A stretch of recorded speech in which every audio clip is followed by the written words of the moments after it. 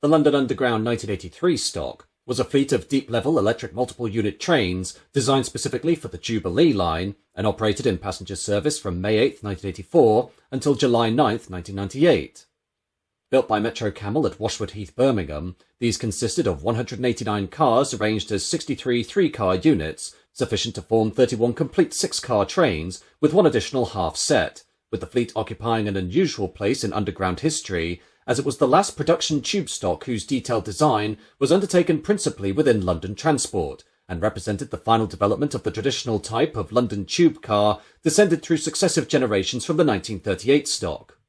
Although modern in appearance and equipped with several features derived from the recently introduced D78 stock, it combined a conventional steel underframe, aluminium body structure, direct current traction equipment, and separate three-car units, with a door arrangement that rapidly became unsuitable for increasing traffic, with its operational life lasting only 14 years, not because the cars had reached the normal limits of their structural lives, but because their reliability, passenger circulation characteristics, and the requirements of the Jubilee Line Extension made comprehensive replacement more economical than reconstruction.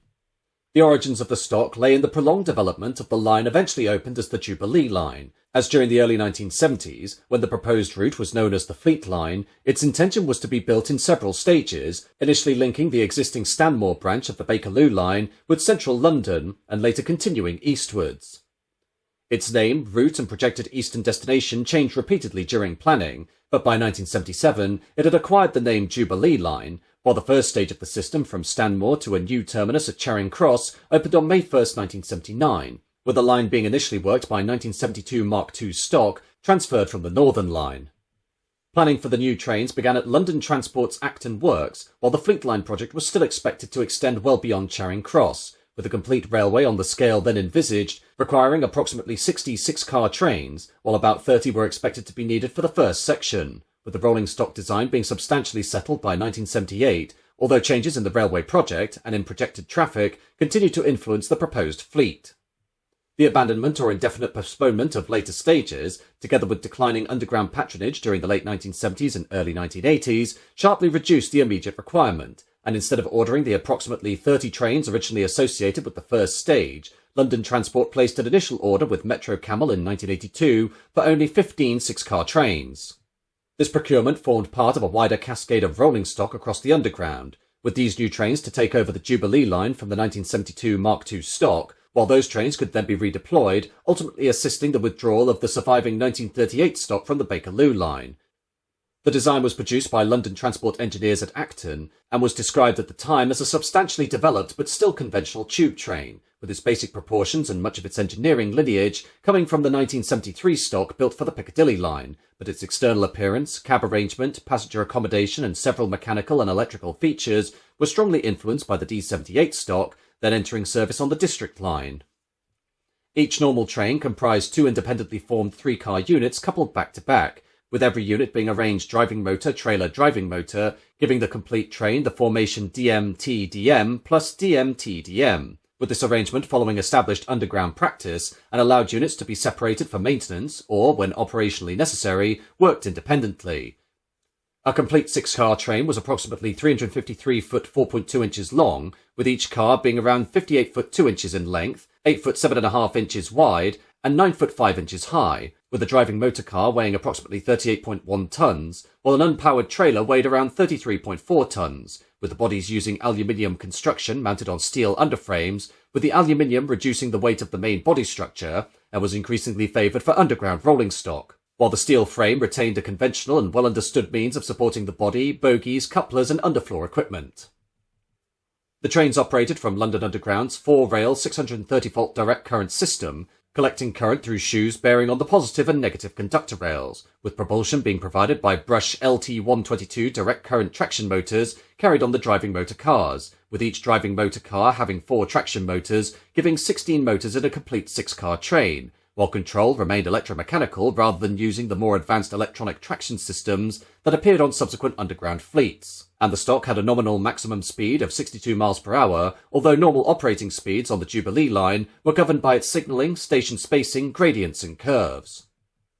The bogies and elements of the traction and braking equipment drew upon recent London Transport experience with the D78 stock, with the suspension being intended to give satisfactory riding qualities while remaining robust enough for intensive stopping services, while pneumatic braking was combined with electrical control and traction braking equipment operated from a fore and aft controller in the driving cab, with the driver rotating the controller against a spring to maintain the vigilance or deadman function, and then moved it forward through the power positions or backward through the braking positions, while a separate master selector provided forward, intermediate, reverse, shutdown or other operating modes, and cab panels supplied indications for such functions as traction overloads, lighting, auxiliary equipment, and other train conditions, while a diagnostic display helped the operator identify faults and apply the prescribed corrective action.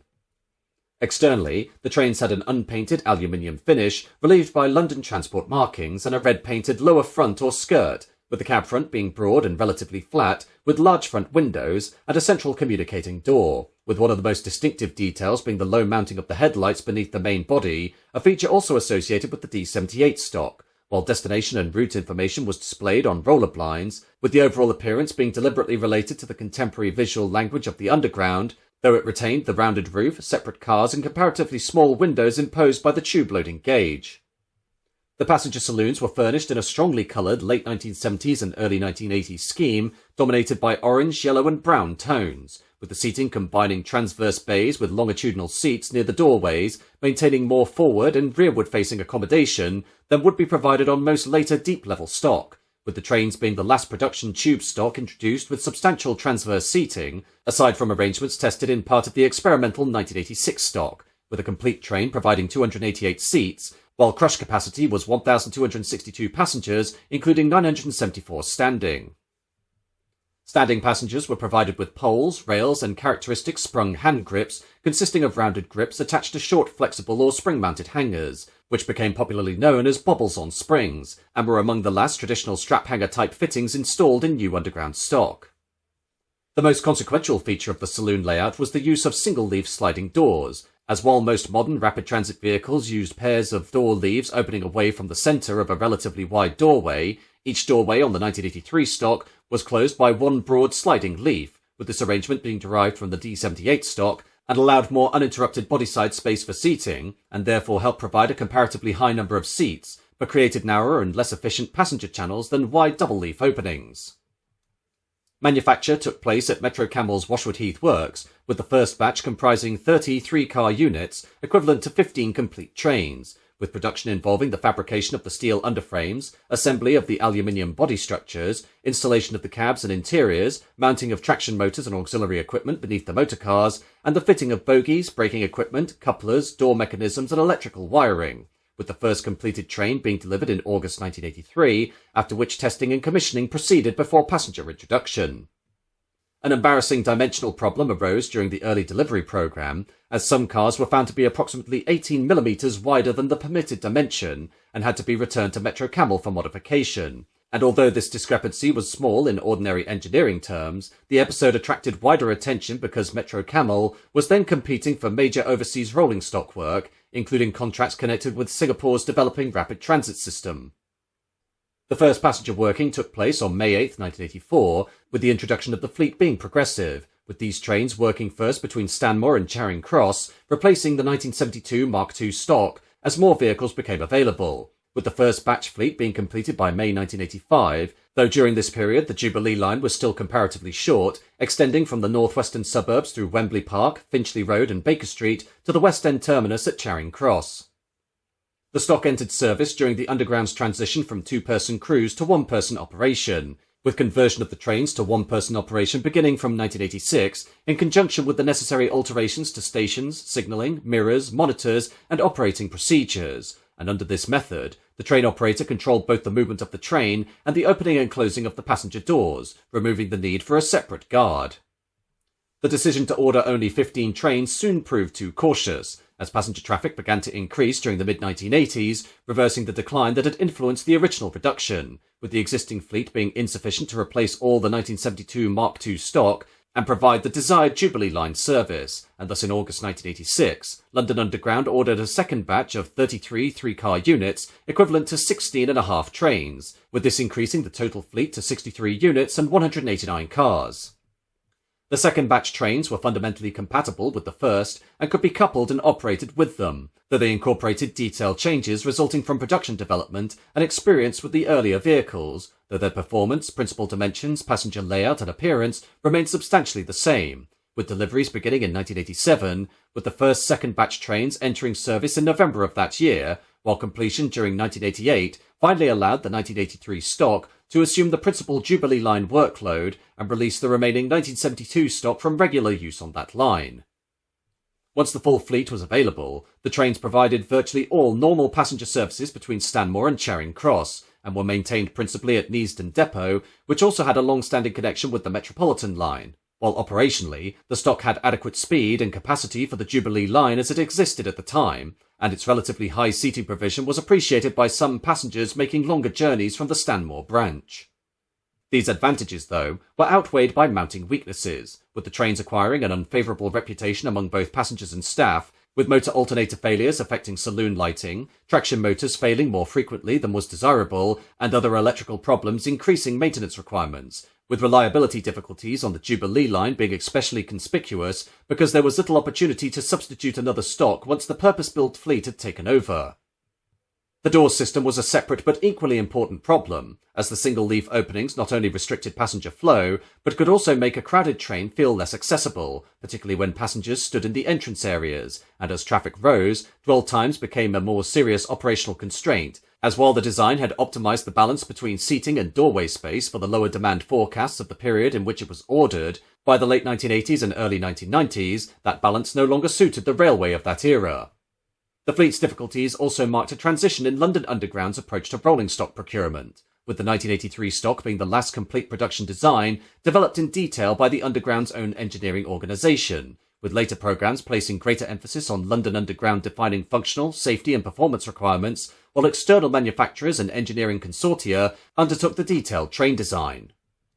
The decisive issue in the fleet's later history was the revival of plans to extend the Jubilee Line, with the development of this extension intending to carry the route eastwards from Green Park through Westminster, Waterloo, London Bridge, Canary Wharf and the Docklands to Stratford, with this project requiring a much larger fleet, higher service capacity, improved reliability, and trains compatible with new infrastructure, including platform edge doors at the extension stations, though due to the 1983 stock vehicles being little more than 10 years old when the extension opened, total replacement was not initially assumed.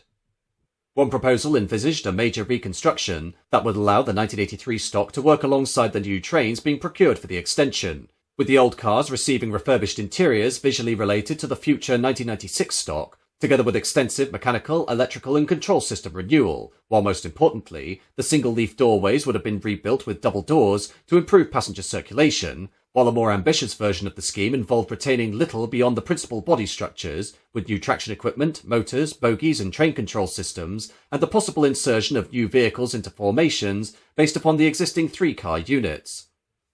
However, when the likely cost and engineering risk were assessed, rebuilding was found to offer little advantage, with the estimated saving over purchasing an entirely new fleet being only around 10%, and for that modest reduction, London Underground would have retained older body structures, accepted the risks associated with major door alterations, and managed a mixed fleet whose performance and maintenance requirements might have differed, and thus ordering new trains throughout offered a uniform fleet, full design life, common spare parts, and consistent acceleration, braking, door operation and train control characteristics, and thus the decision was taken to replace the 1983 stock with sufficient 1996 stock trains to operate the entire route. A further proposal considered transferring reconstructed 1983 stock to the Piccadilly line, where it might have supplemented the 1973 stock, particularly on services between Rayners Lane and Uxbridge, with this option again depending on extensive rebuilding, including the replacement of the single-leaf doors, but offered an insufficient value in relation to its cost, and thus was abandoned, leaving the trains without an alternative role on the Underground. The first 1996 stock entered Jubilee Line passenger service in December 1997, but despite its designation, the new fleet's introduction occurred while the original section still terminated at Charing Cross, with the extension itself not opening until 1999, while replacement of the 1983 stock proceeded as more new trains became available, and for a short period the two types worked alongside one another, though the older fleet's duties steadily diminished. In the end, the final 1983 stock passenger service ran on July 9, 1998, bringing its career to an end after just over 14 years, with Charing Cross remaining the line's terminus during the entire working life of the class, and the trains never carried passengers over the Jubilee Line Extension for which their replacement had been ordered. Withdrawal at such a young age prompted efforts to find further use for the vehicles, though their non-standard dimensions, specialised four-rail electrical equipment, single-leaf doors, and need for substantial refurbishment limited their appeal to overseas operators, with proposed sales not resulting in the stock returning to passenger service, with some cars being retained temporarily for testing and training, including vehicles used at the Health and Safety Executive's Harper Hill Laboratory near Buxton, where former railway stock could be employed in controlled emergency and safety exercises. Large numbers of withdrawn cars were stored at locations around the Underground and elsewhere, including sidings at South Harrow, Uxbridge and Cockfosters, and facilities away from the passenger network, though storage did not preserve them in serviceable condition, with exposure, vandalism and the removal of useful components causing many vehicles to deteriorate, and most were eventually scrapped. 9 cars remained for many years in the sidings south of South Harrow Station, but by 2015 they were no longer capable of ordinary rail movement, and during the weekend of June 27th and 28th, they were placed on temporary trolleys, moved into a position from which they could be lifted, craned onto road vehicles, and then taken away for disposal, with their removal also releasing siding space required for the developing night tube operation. A small number of bodies or vehicles escaped immediate destruction through museum, training or adaptive reuse, with driving motor car 3734, built in 1988, entering the London Transport Museum collection and is kept at the museum's depot at Acton, while other cars were adapted for non-railway purposes, with several bodies being installed on the disused Broad Street Railway Viaduct in Shoreditch as part of an arts and cultural development, where their interiors became studios, while a shortened driving car body was placed at Great Ormond Street Hospital and was used in connection with Radio Lollipop, the hospital's radio service, before it was eventually disposed of, and another driving motor car was retained at Washington in Sunderland for tunnel rescue training. Therefore, the 1983 stock was both the culmination of an established London Underground design tradition and an illustration of how quickly urban railway requirements could change, with its aluminium bodies and contemporary cabin interior details giving it a distinctly modern identity when introduced, while its formation, steel underframes, DC motors and electromechanical control systems belonged to the established practice of earlier generations. Its single-leaf doors provided additional seating, but compromised passenger movement, while its auxiliary and traction equipment caused persistent reliability problems, and the cost of correcting those defects while preparing the trains for a larger, busier and more technically demanding Jubilee line approached that of complete replacement. The fleet's unusually short service life was thus the product of operational shortcomings, changing traffic levels, and the economics of the Jubilee Line Extension, rather than simple structural exhaustion, and although most of the 189 cars were destroyed, the surviving examples and reused bodies preserve evidence of a train that formed the entire character of the original Jubilee Line during much of the 1980s and 1990s, and marked the end of London Underground's long tradition of internally designed production tube stock.